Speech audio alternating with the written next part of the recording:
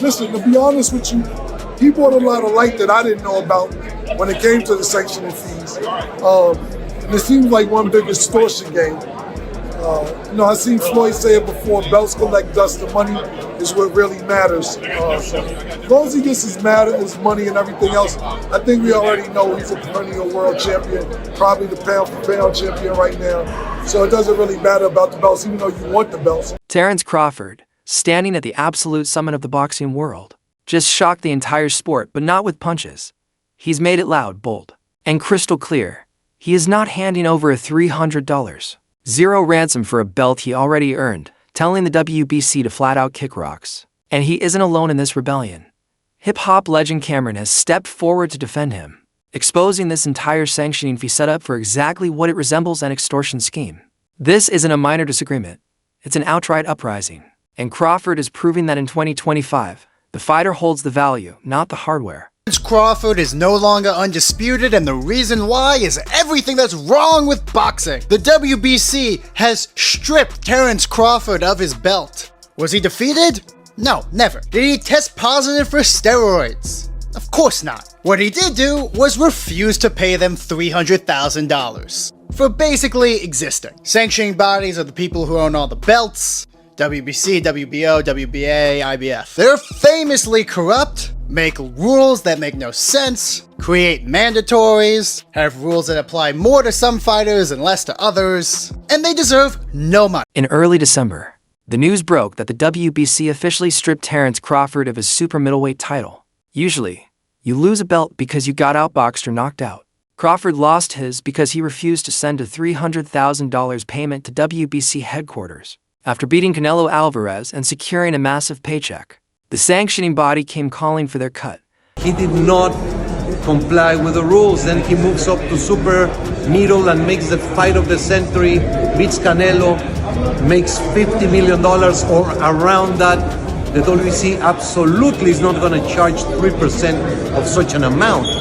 We made a very clear 0.6%, which is $300,000, with $225,000 going to the Jose Sulaiman Boxers Fund, which is to help former fighters in need. And it is just regrettable. Not even a thank you or I'm sorry, taking a different route, no response. I wish him the best. But this is not. The WBC is huge, it's great, it's about greatness, and I'm relieved, to tell you the truth. They demanded a sanctioning fee that even after a so-called discount still sat at nearly $350,000. Mauricio, got a lot to say about me not paying him $300,000 plus another $100K something for sanction fees, right? They ain't gonna tell me I ain't even apologize. Like, who the fuck you think I am? Boy, you better slap your fucking self. Most fighters swallow the cost just to keep Undisputed next to their name. But Crawford isn't at most fighters. He went public with a response as sharp and damaging as his counter-punching. He told them to kick rocks. His argument was simple, but devastating. The famous green WBC belt is just an accessory. He noted that the historic Ring Magazine Championship, the people's title, cost nothing. And he reminded everyone that he's the one risking life and health in the ring, not the executives firing off emails. By refusing to pay, he didn't just save money. He challenged the power structure of modern boxing itself. This bold stance caught the attention of Cameron, known for never biting his tongue. He delivered a take that was brutally honest. Fuck you talking about pay you $300,000? What makes you so motherfucking better than any of the other sanctioned bodies? Huh? Answer that question. What makes you better than the WBO, the IBF, or the WBA? Everybody accepted what I was giving them. But you, the WBC, think that you better than everybody, don't you? So since you, the WBC, and you got the fucking green belt, which don't mean fucking shit. The fucking real belt is the ring belt, which is free, motherfucker. What are you talking about? You want me to pay you more than the other sanctioned bodies because you feel like you better than them. How in the world all the sanctioned bodies agreed to the same amount, but you sit your motherfucking ass up there and say that I need to apologize to you? The fuck? You can take the fucking belt. It's a trophy anyway. He called the entire sanctioning fee system what he believes it is, an extortion game. It's a harsh accusation, but when you hear the logic behind it, it becomes difficult to dismiss. Cameron pointed out that the dynamics have shifted completely. In the old days, fighters needed the belts for TV deals and big purses. Today, fighters like Crawford are the TV deals. Cameron explained that Crawford brought intense attention to the problem. Simply by saying no, the media stormed around.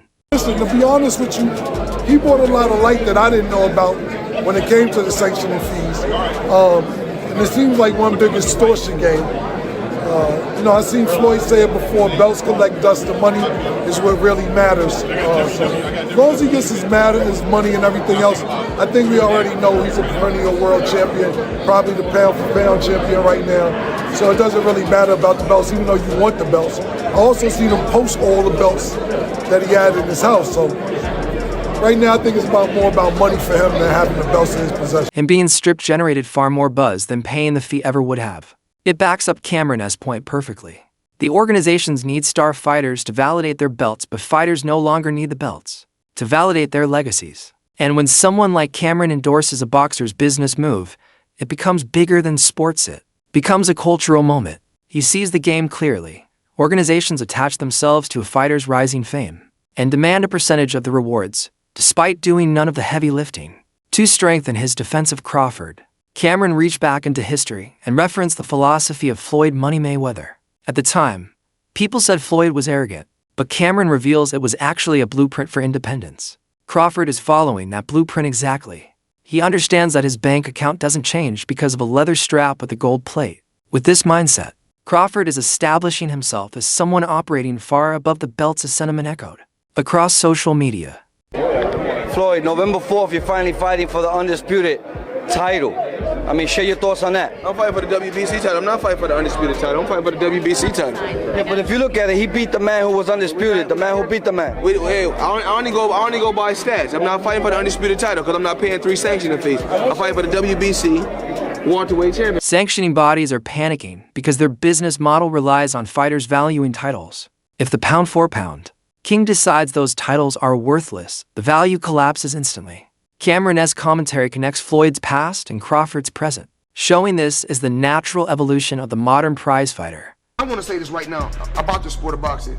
I don't want everybody at home to hear me when I say this. A belt, I'm tired and I'm at home, and this goes for any company. I don't care if it's Top Rank, if it's Golden Boy, if it's Mayweather Promotions, if it's PBC. There's too many champions in the sport of boxing right now. Too many champions. It's not a such thing as a super champion, not at all. And I'm not taking nothing away from no fighter. It's too many belts.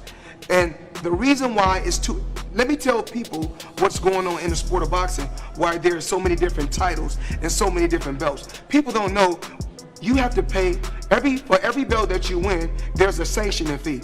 So now if a fighter wins an interim belt, he has to pay a sanctioning fee. If a fighter has just the regular belt, he has to pay a sanctioning fee. Then if a fighter is a super champion, then he has to pay a sanctioning fee. This is not good for the sport of boxing. When a fighter fights, every fighter is a champion. Now, after you see no belts, is like a fighter winning an amateur trophy. Everybody's a champion. Everybody have a belt. The real prize is the money, not the trinket. Of course, the WBC wasn't about to stay silent. President Mauricio Suleiman fired back, claiming Crawford's refusal was disrespectful. He tried to spin the story by claiming the $300,000 fee was actually a major discount from the standard 3%, and that most of it $225. Zero was slated for a charity supporting retired fighters. It was a calculated attempt to shift blame and paint Crawford as greedy, portraying the WBC as charitable instead of business-driven. You had to choose between winning world titles but being broke, or not winning titles but making billions. Which would you choose and why? When I was younger, I would say winning world titles, because remember, we fight so many fights as an amateur for free. Only thing you get is trophies, and you cherish those trophies. Pretty Boy Floyd would say winning titles. Money Mayweather would choose the money. What feels better and why? Together they feel the best, the greatest feeling in the... So, that wraps up today's video. If you enjoyed it, make sure to like, subscribe, and hit the notification bell so you never miss our future uploads. And don't forget to share your thoughts in the comments below. Stay tuned, and we'll catch you in the next one.